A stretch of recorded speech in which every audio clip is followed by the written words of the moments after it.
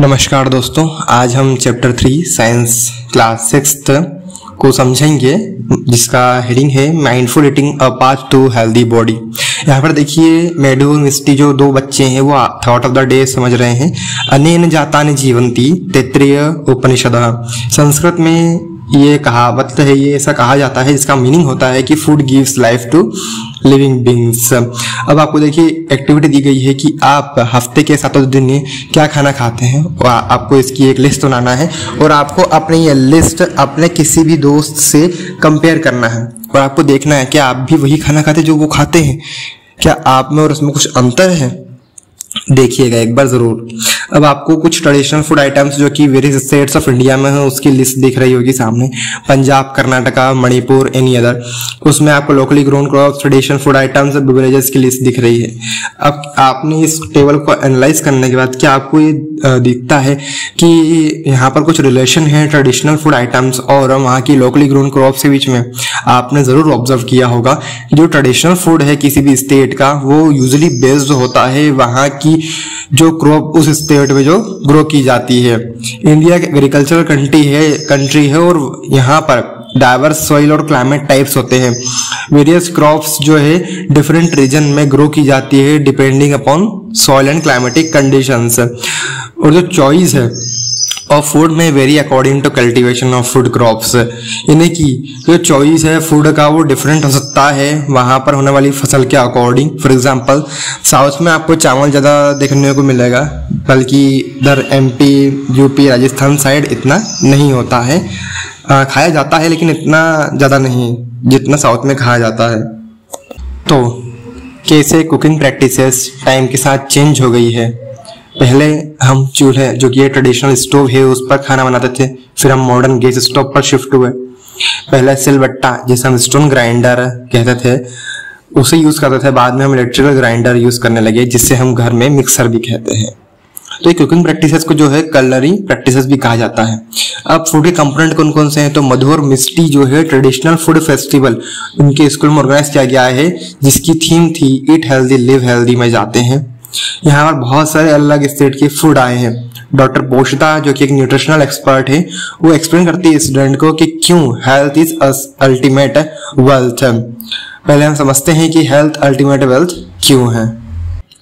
तो चलिए आगे बढ़ते हैं। क्या आपने कभी खाना मिस किया है? आपको कैसा लगा जब आपने अपना खाना मिस कर दिया?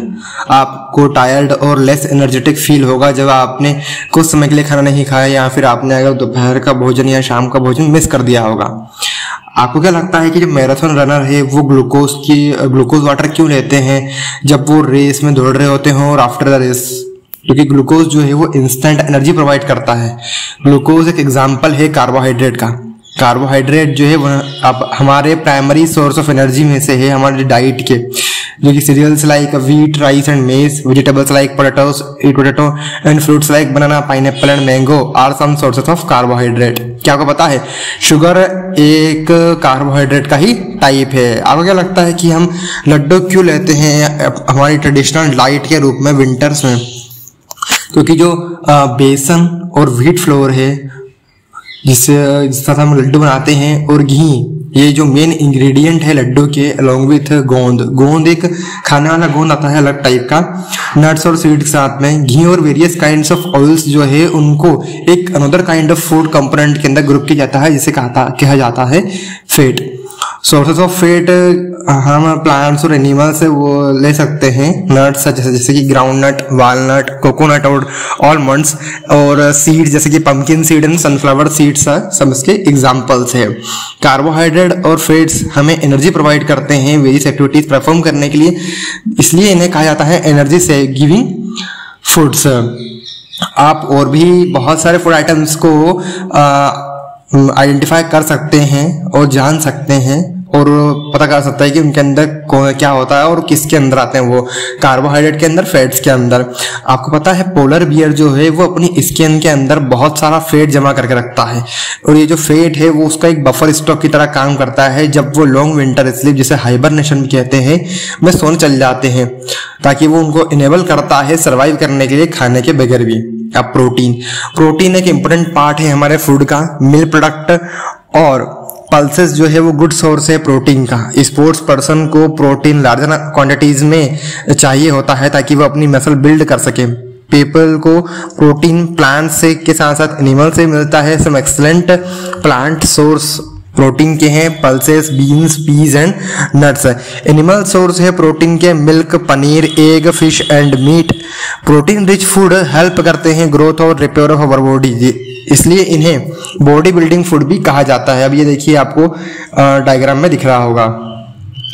राइट अमाउंट ऑफ प्रोटीन जो है वो इंक्लूड किया जाना चाहिए डाइट में ग्रोइंग चिल्ड्रन के लिए, ताकि उनकी प्रॉपर ग्रोथ हो सके और डेवलपमेंट हो सके। क्या आपको लगता है कि हमें क्यों एडवाइस किया जाता है ये फ्रूट्स, वेजिटेबल्स और ये सात्विक आहार लेने के लिए?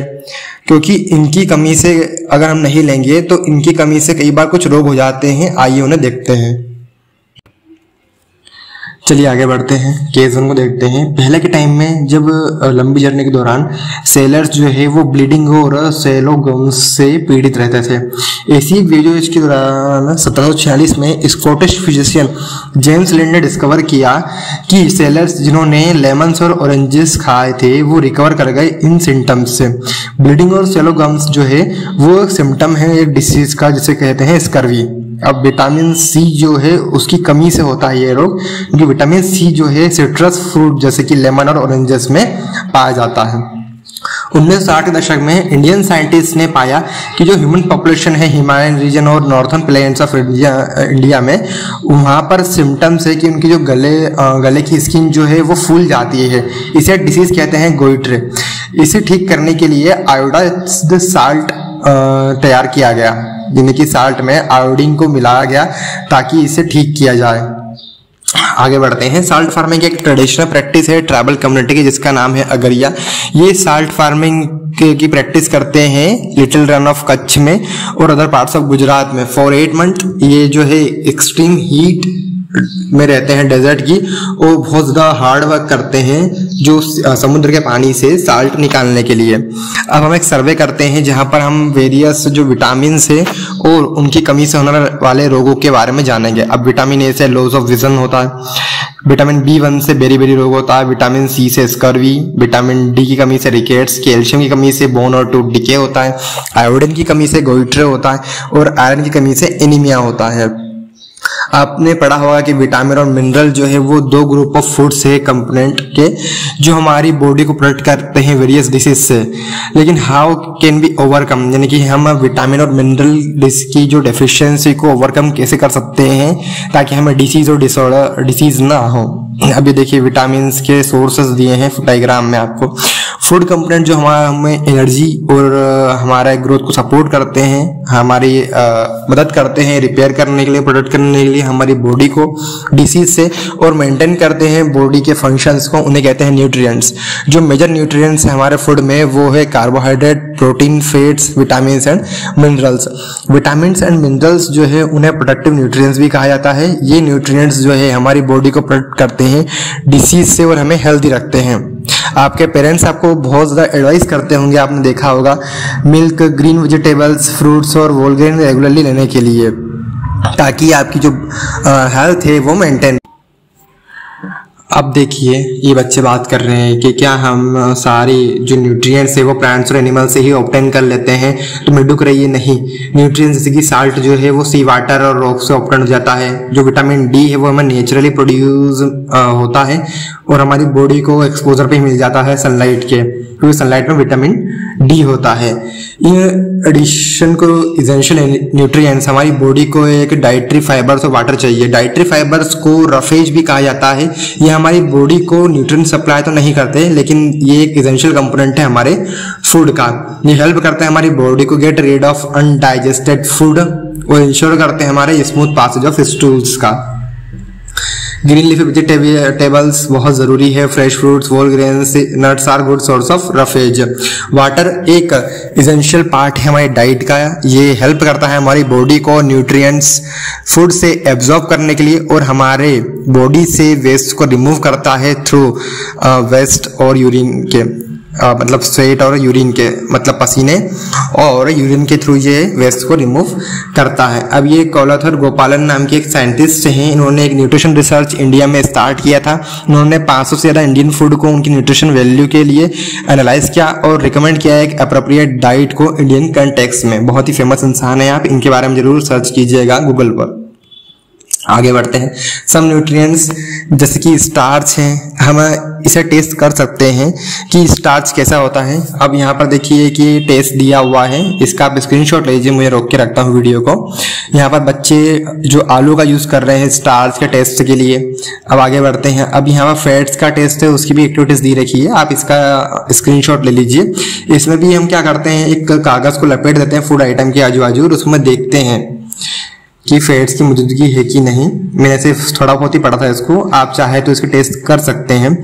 प्रोटीन का टेस्ट को थोड़ा आपको अगर करना है तो आप इसका स्क्रीनशॉट ले लीजिए, लेकिन ध्यान रखिए कोई बड़ा आपके साथ हो तभी आप इसे प्रिपेयर कीजिएगा। ये देखिए यहाँ मैम करवा रही हैं, दोनों बच्चे बाजू में खड़े देख रहे हैं, उनकी मदद कर रहे हैं। अब हम न्यूट्रिएंट्स को एक्सप्लोर करते हैं जो कि हमारे वेरियस फूड आइटम्स में प्रेजेंट होता है।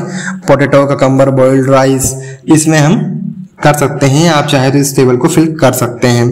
अब हम बैलेंस डाइट कर हम जानेंगे। बैलेंस डाइट क्या होती है? एक ऐसी डाइट जिसमें सारे एसेंशियल न्यूट्रिएंट्स, रफेज और वाटर राइट अमाउंट में हो प्रॉपर ग्रोथ के लिए और हमारी बॉडी के डेवलपमेंट के लिए, उसे बैलेंस डाइट कहा जाता है। अब हम देखिए हम कंपेयर करते हैं दो टाइप की डाइट को। एक पोटैटो वेफर से जो कि ये रहा, एक रोस्टेड चना है। दोनों में कितना एनर्जी है, फैट्स है, कार्बोहाइड्रेट है, प्रोटीन है, डाइटरी फाइबर्स है। अब इसमें एनर्जी 536 KCal की किलो कैलोरीज की मिलेगी पोटैटो वेफर्स में, इसमें 355 किलो कैलोरीज की मिलेगी। दोनों में अंतर है। सम फूड्स में जो है हाई कैलोरी वैल्यूज होती है क्योंकि उनमें हाई शुगर होता है और फैट कंटेंट होता है। साथ ही उनमें लो अमाउंट्स ऑफ प्रोटीन, मिनरल्स और विटामिन और डाइटरी फाइबर्स होते हैं। इस फूड्स को जंक फूड्स कहा जाता है। ये जो फूड्स होते हैं इनमें पोटैटो वेफर्स, कैंडी बार्स और कार्बोनेटेड ड्रिंक्स होती है। ये जो पोटैटो वेफर्स है ये जो है जंक फूड के अंदर ही आता है क्योंकि इनमें शुगर की हाई अमाउंट रहती है। चलिए आगे बढ़ते हैं। अभी FSSAI food safety and standard authority of India एक गवर्नमेंट एजेंसी है जो कि रेगुलेट करती है फूड क्वालिटी को इंडिया में।